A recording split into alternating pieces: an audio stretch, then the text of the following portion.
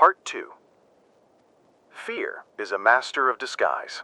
It doesn't show up in battle armor labeled fear. It wears 1,000 masks, and most of them sound reasonable. "I'll wait," it whispers as ambition cools. "Not now," it says in the middle of a plan. "You don't have enough experience," it intones like a kindly guardian. Those masks are clever because they give you plausible reasons to stay put. Your job is to see the costume under the stage lights and call it out. The first mask is the mask of excuses. It's polite, it's rational, and it's relentless. You tell yourself you're too busy, too tired, or too old. You invent schedules and emergencies to justify not starting. This mask appeals to the part of you that wants permission to avoid pain. But here's the ugly truth. Every excuse is a decision in disguise. Excuses are not neutral. They are choices that protect comfort at the cost of growth. Start by asking, what would I do if I had no excuse? Then, for 1 week, refuse one small excuse every day. See what happens. The second mask is procrastination dressed as preparation.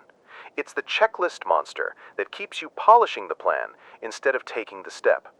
You say you need more research, a better tool, the perfect website. Preparation is useful. Perfection is a tyrant. Use the minimum viable move test. What is the smallest, rawest version of this action that still counts? Build from that. The person who ships a flawed version learns faster than the person who polishes for a decade. The third mask is safety in numbers, waiting for external validation. When I have the degree, when I have the partner, when the market is right. These are the phrases of someone outsourcing courage. You will always find reasons to wait for the chorus to start clapping. Don't. Start conducting your life's music first. As Dale Carnegie taught in different words, you influence by starting small and by showing up. Influence accumulates only when you stop expecting approval as a prerequisite for action. Then there is the mask of identity.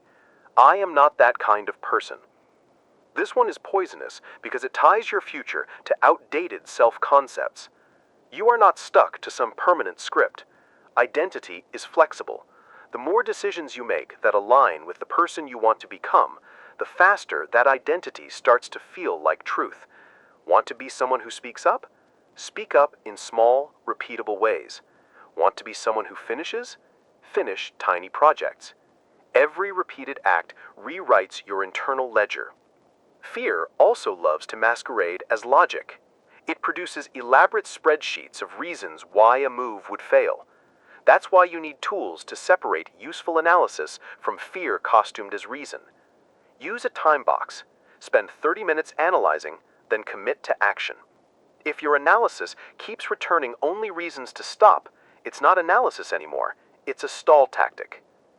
Your internal dialogue is the scriptwriter of these masks. There's the critic, the planner, the lover, what you love, the skeptic. Which voice dominates? If the critic has the microphone, every plan sounds doomed. If the negotiator runs the meeting, you'll forever find a compromise that keeps you small. Identify the voices. Give each one a role and a schedule. Let the critic speak for 5 minutes, and then close the session. Let the coach take the rest of the meeting. This is not theater, it's cognitive hygiene. Try an exercise I call voice rehearsal. Write down the internal argument you hear when you face a decision.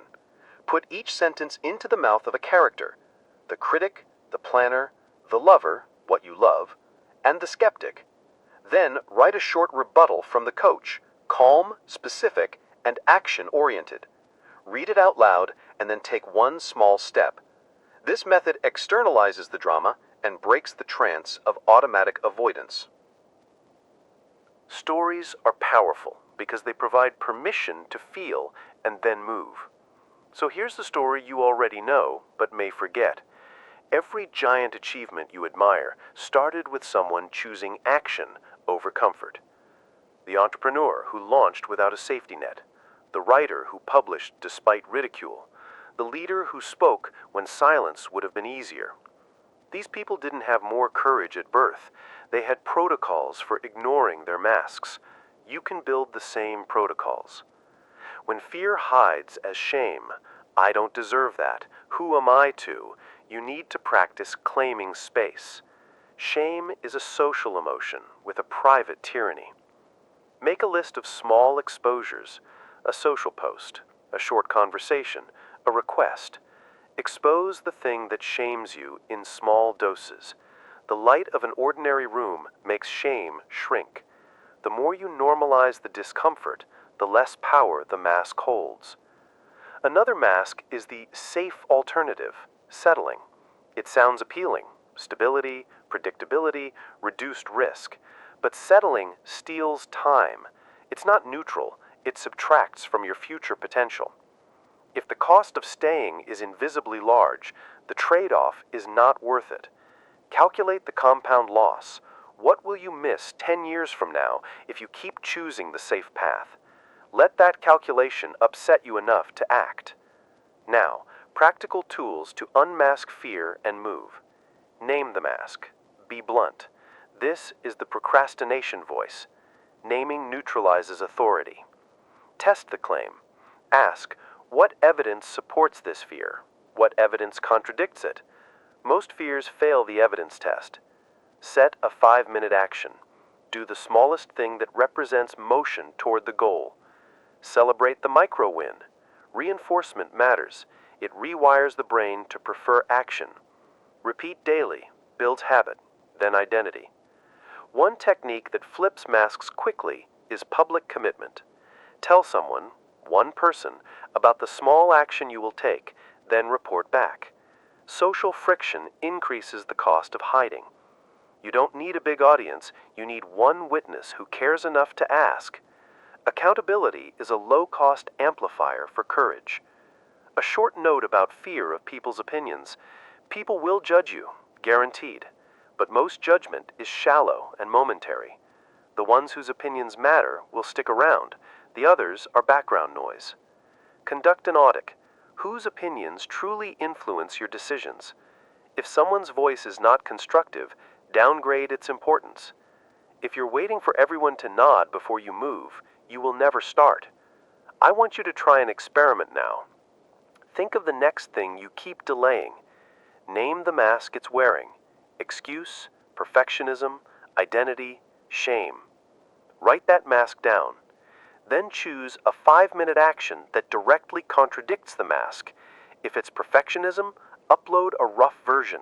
If it's identity, do the tiny act that belongs to the new you. If it's shame, say something honest to one person. Do the action within the next 24 hours. No permissions, no debates. Write in the comments and tell me, which mask shows up in your life most often, and what 5-minute action will you take to unmask it? Be specific. The community here needs names and moves, not vague promises. Call the mask by its real name and tell us the exact move you'll make.